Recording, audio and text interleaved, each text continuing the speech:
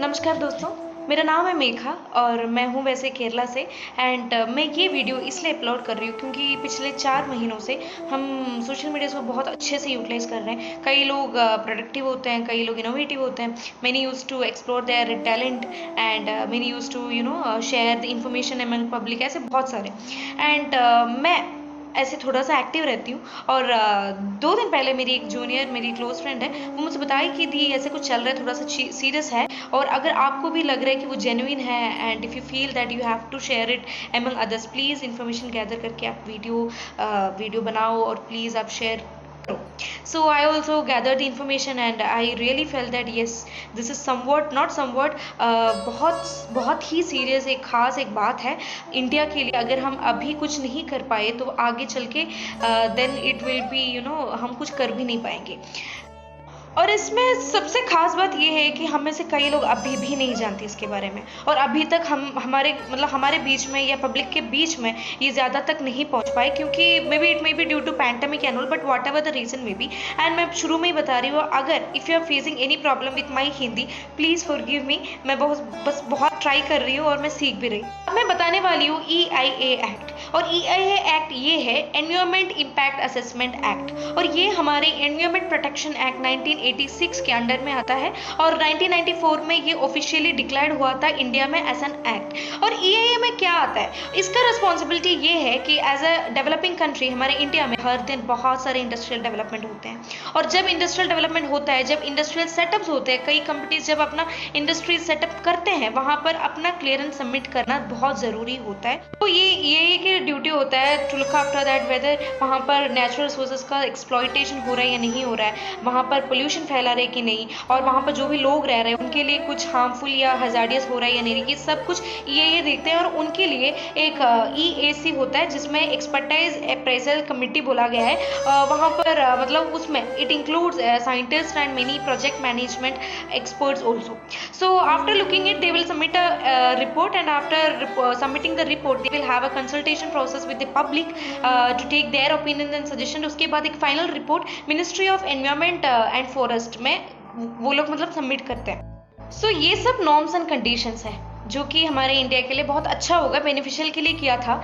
But क्या हुआ कि एज ऑल दी जो मतलब देखा गया है कि हमारे गवर्नमेंट रूल्स कई बार लैग हो जाते हैं, and it took many years to have a clearance certificate for a single industrial development. तो उसके बाद क्या हुआ कि इंडस्ट्रियल डेवलपमेंट के लिए मतलब इंडस्ट्रीज अपने खुद के एक एजेंसी को तैयार करते थे, और वो अपने क्लियरेंस सर्टिफिकेट बनाते थे और देते थे without not that much of public consultation and all. हाँ होता है बट बहुत कम होता था।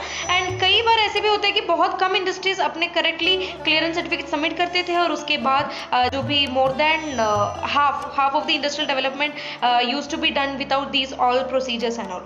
सो इसके बाद जब ज़्यादा के ज़्यादा कंप्लेंट्स जा रहे थे मतलब इंडस्ट्री से भी और पब्लिक से भी, they took the first amendment in EIA act that is in 2006। और उसके बाद क्या हुआ कि ये जो पहला अमेंडमेंट था उसमें उतना इम्पैक्ट नहीं दिया था, मतलब हुआ था। And after these much years 2020 में EIA एक्ट 2020 का अमेंडमेंट होने का ड्राफ्ट बनाया गया, और वो दिल्ली कोर्ट ने बोला कि ये जो अमेंडमेंट है वो जल्दी हम नहीं कर पाएंगे, we need to get the response and comments and opinions from the public, after that we will be moving into the court, main court. So इसलिए अभी क्या है कि उन्होंने 23 मार्च को 23 मार्च को बोला था, we are giving you a 2 month time for getting the response from public and after that we will be moving it forward. So may be due to pandemic and all कई लोग को ये मतलब कई लोग तक ये बात या ये जो खबर है ये नहीं पहुंच पाया। And what they did was the people who came to know about this, they requested to court to get more days for the response, like for submitting this petition. और ये जो अमेंडमेंट डिक्लेयर हो रहा था या मतलब Delhi court में गया था, तब से बहुत सारे क्रिटिसिज्म आने लगे from the part of public, and due to their request Delhi court ने 2020 अगस्त 11 तक डेडलाइन दिया था, मतलब दिया है, that is 10 days more from today. And why this criticism, that is the next question. And ये क्रिटिसिज्म इसलिए आया था क्योंकि वो जो अमेंडमेंट है उसमें जो भी पॉइंट्स दिए गए, कई points, of course they used to look forward forward for the economical development of India, but उसके अलावा अगर हम कई कुछ और रेस्पेक्ट से देखूँ तो मतलब नॉर्मल एक सिटीजन्स के रेस्पेक्ट से देखूँ तो देर आर मेनी प्रॉब्लम्स, मतलब there are many points that could create problem in the lives of normal citizens like us. तो क्या था वो जो अमेंडमेंट जिसमें इतना सारा क्रिटिसिज्म आया था?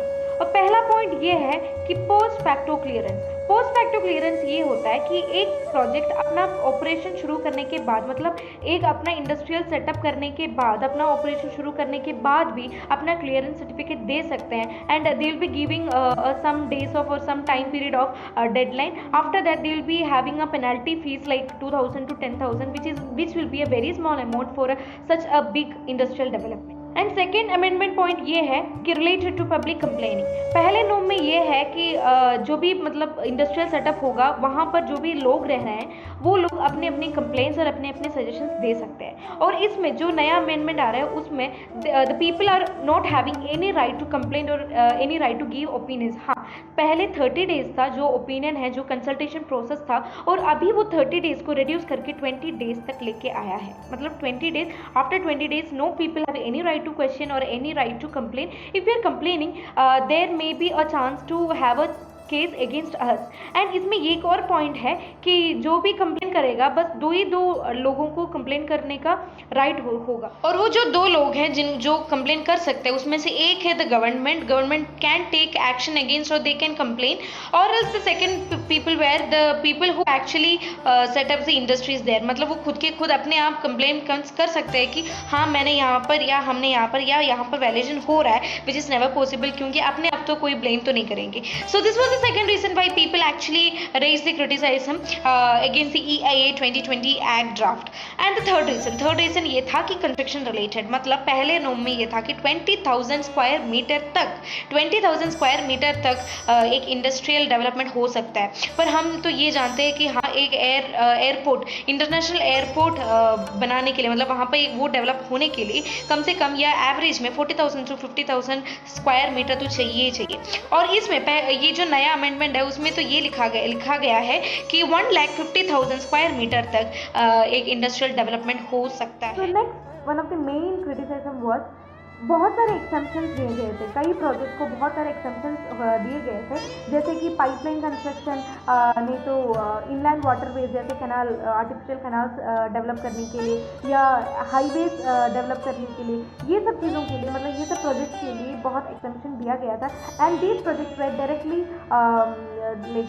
Approved like a strategic project by the government. और ये बहुत दिक्कत होगा क्योंकि हम भी जानते हैं कि डेली कितने सारे हाईवेज भी डेवलप हो रहे हैं, वो उससे बहुत कितने सारे नुकसान भी हो रहे हैं हम जैसे लोगों को भी। और ऐसे बहुत सारे अमेंडमेंट्स हैं जो EIA 2020 एक्ट ड्राफ्ट में लिखा हुआ है। I have just selected some of the few amendment points and have just presented like before you. And अगर फिर भी ये सब सुन के भी देखे भी अगर आप लोगों को लग रहा है कि ये तो उतना खास बात तो है नहीं, अगर फिर भी ऐसे लग रहा है, प्लीज़ बैठ के अपने आप बहुत मतलब शांति से बैठ के सोचो इसका एक्चुअली ये जो इम्पोर्टेंस क्या है। अगर आप सोचोगे तब आपको समझ में आएगा कि अगर हम अभी एक साथ जुड़ के इसके अगेंस्ट प्रोटेस्ट नहीं करेंगे तो आगे जाके बहुत नुकसान होने वाला है। एंड बाद में जाके मतलब अगर ये अमेंडमेंट अप्रूव हुआ और इट्स लाइक वो अगर हमारे लॉ के अंडर में आ गया, ये डिक्लेयर हो गया, फिर हम कुछ भी नहीं कर पाएंगे बाद में। अगर कुछ करना है तो आज करो, नहीं तो फिर करो ही मत। So as an Indian citizen, the court had given permission to protest against EIA Act 2020 draft through two ways. First one is that जो डिस्क्रिप्शन दिया गया है हमारे ये जो वीडियो के नीचे, उसमें 3 मेल आईडी बताया गया है। उसमें से you can select any one of the mail IDs and you can email it. You can mail it that you are against EIA Act 2020 draft, or else you can share these types of videos. जैसे मैंने बनाया है वैसे बहुत सारे हमारे दोस्तों ने बनाया हुआ है, and they are actually maximum they are sharing it among the public, and you can also share our video using the hashtag withdraw EIA 2020 or else hashtag EIA 2020 draft। ऐसे करके भी आप वीडियो शेयर कर सकते हो। And the main thing is you have to share because social media such a weapon for us, मतलब such a useful weapon for us like Indian citizen.